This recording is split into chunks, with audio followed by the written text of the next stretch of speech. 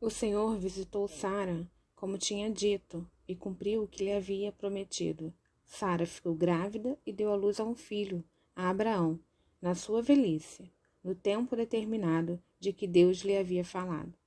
Ao filho que lhe nasceu, que Sara lhe dera à luz, Abraão deu o nome de Isaque. Abraão circuncidou seu filho enquanto ele tinha 8 dias, segundo Deus lhe havia ordenado. Abraão tinha 100 anos quando lhe nasceu Isaque, seu filho, e Sara disse: Deus me deu motivos de riso, e todo aquele que ouvir isso vai rir comigo.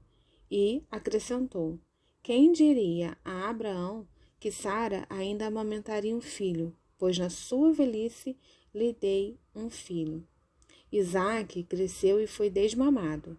Nesse dia em que o menino foi desmamado, Abraão lhe deu um grande banquete. Agar no deserto. Sara viu que o filho de Agar, a egípcia, teve com Abraão e estava zombando de Isaque. Então Sara disse a Abraão: Mande embora essa escrava, o filho dela, porque o filho dessa escrava não será herdeiro com o meu filho Isaque. Abraão ficou muito incomodado com isso por causa de seu filho. Mas Deus disse a Abraão: Não fique incomodado por causa do menino e por causa da sua escrava. Faça tudo o que Sara disser, porque por meio de Isaque será chamada a sua descendência. Mas também do filho da escrava farei uma grande nação, porque ele é seu descendente. Na manhã seguinte, Abraão levantou-se de madrugada, pegou o pão em um odre de água, por tudo sobre as costas de Agar, deu-lhe o menino e a despediu. Ela saiu andando sem rumo pelo deserto de Berseba. Quando acabou a água que havia no odre, Agar colocou o menino debaixo de um dos arbustos, afastando-se foi sentar-se em frente, à distância de um tiro de arco, porque dizia: Assim não verei o menino morrer. E sentando-se em frente dele, levantou a voz e chorou. Deus, porém, ouviu a voz do menino. E do alto o anjo de Deus chamou Agar e lhe disse: O que você tem, Agar? Não tenha medo, porque Deus ouviu a voz do menino aí onde ele está. Ponha-se de pé, leve o menino e segure-o pela mão, porque eu farei dele um grande povo. Então Deus lhe abriu os olhos e ela viu um poço de água, e indo até o poço, encheu o odre de água e deu de beber ao menino. Deus estava com o menino, que cresceu, morou no deserto e se tornou flecheiro. Ele morava no deserto de Parã, e a sua mãe o casou com uma mulher da terra do Egito. Abraão faz aliança com Abimeleque. Por esse tempo, Abimeleque e Ficol, comandante do seu exército, disse a Abraão: Deus está com você e tudo o que você faz. Portanto, aqui nesse lugar, jure por Deus que você não negará a mim, nem a meu filho, nem a meu neto, e que tratará de mim e a minha terra em que você tem morado com a mesma bondade com que eu tratei você. Abraão respondeu: Eu juro. Mas Abraão repreendeu Abimeleque por causa de um poço de água que os servos deste havia tomado à força. Abimeleque disse: Não sei quem fez isso. Além do mais, você nunca me falou nada e eu não tinha ouvido nada a respeito a não ser hoje. Então Abraão pegou as ovelhas e bois e os deu a Abimeleque, e os dois fizeram uma aliança. Abraão pôs à parte 7 cordeiras de rebanho. Abimeleque perguntou a Abraão: Que significam as 7 cordeiras que você pôs à parte? Abraão respondeu: Você receberá das minhas mãos as 7 cordeiras, para que me sirvam de testemunho de que eu cavei este poço. Por isso aquele lugar foi chamado de Berseba, porque ali os dois fizeram um juramento. Assim fizeram aliança em Berseba. Depois Abimeleque e Ficol, comandante do seu exército, levantaram para as terras dos filisteus. Abraão plantou uma tamargueira em Berseba e invocou ali o nome do Senhor, o Deus eterno, e por muito tempo Abraão morou na terra dos filisteus. Essa passagem é um capítulo antigo do Testamento da Bíblia e faz parte da história de Abraão, Sara e Isaque. Esse capítulo é especialmente significativo porque narra o nascimento de Isaque, o filho prometido a Abraão e Sara por Deus, apesar de ambos estarem em idade avançada e Sara ser estéril. Aqui estão algumas lições que podemos aplicar e extrair. Primeiro é o cumprimento das promessas de Deus. Gênesis 21 destaca a fidelidade do nosso Deus em cumprir suas promessas, mesmo quando as circunstâncias parecem impossíveis. Como a idade avançada de Abraão e Sara para ter filhos, Deus permanece fiel às suas promessas. Isso nos ensina a confiar nas promessas de Deus em nossas próprias vidas, mesmo quando as coisas parecem improváveis. Aprendemos também a importância da paciência. Abraão e Sara tiveram que esperar muitos anos para que a promessa de Deus se cumprisse. Isso nos lembra que a paciência é uma virtude importante. Às vezes, as bênçãos de Deus podem levar tempos para se manifestar, e é importante não desistir antes do tempo determinado por Ele. Fala sobre a alegria da maternidade e paternidade. Gênesis 21 descreve a alegria de Abraão e de Sara quando finalmente tem seu filho Isaque. Isso destaca a importância da família e como a chegada de um filho pode trazer uma grande alegria e significado às nossas vidas. Fala também sobre a consequência das ações. O capítulo também aborda o conflito entre Sara e Agar, a serva egípcia de Sara, que havia concebido o filho com Abraão antes do nascimento de Isaque.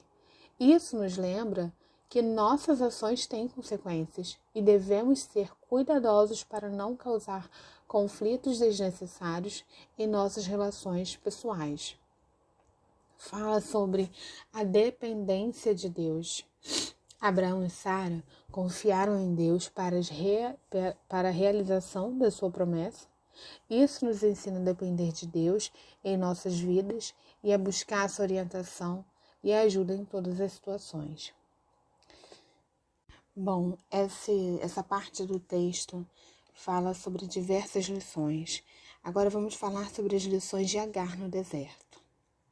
Repete a dependência de Deus em tempos difíceis, porque Agar foi uma mulher egípcia que enfrentou dificuldade no deserto, mas Deus ouviu suas aflições e a ajudou. Isso nos ensina que, mesmo em momentos difíceis, de extrema dificuldade, podemos depender de Deus para nos guiar e sustentar. Fala sobre fé e esperança nos desafios, porque Agar demonstrou fé ao confiar em Deus quando ela e seu filho Ismael estavam quase sem água no deserto. Essa história nos lembra que, mesmo quando enfrentamos situações aparentemente impossíveis, a fé e a esperança podem nos ajudar a superar os desafios. Fala sobre que Deus vê. Agar clamou Deus, chamou Deus de El Roi, que significa o Deus que vê, porque ela acreditava que Deus a via em seu próprio sofrimento. Isso nos ensina que Deus está ciente de nossas lutas e preocupações. Ele está disposto a intervir em nossas vidas. O plano de Deus para as nossas vidas também. A história de Agar também nos lembra que mesmo quando seguimos caminhos incertos, Deus tem um plano para nossas vidas. Ele revelou a Agar o futuro do seu filho Ismael e prometeu abençoá-lo. Também fala sobre a aliança, né? Porque nesse texto também tem a aliança de Abraão e Abimeleque. Fala sobre promessas e compromissos. A aliança entre Abraão e Abimeleque envolveu um compromisso mútuo de paz e respeito. Isso nos ensina a importância de manter promessas e cumprir o compromisso em nossas relações pessoais e profissionais também. Resolução de conflitos.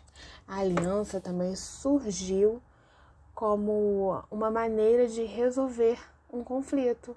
Abraão e Abimeleque, que resolveram suas diferenças por meio de um diálogo e de acordo, em vez de recorrer à violência.